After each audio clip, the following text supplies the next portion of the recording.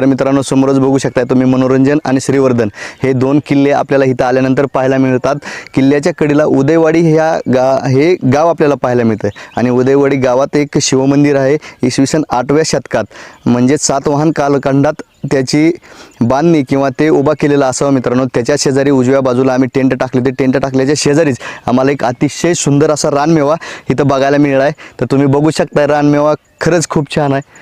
तुम्ही आता तुम्हाला दाखवतो, इथं बघा, तुम्ही बघू शकताय की जी रानमेवा आहे आपला पूर्णपणे भरलेला आहे। इथं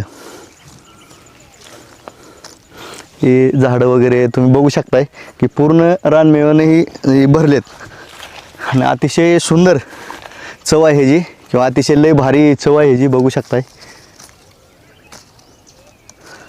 तर इथं आल्यानंतर हे देखील तुम्हाला खायला मिळते।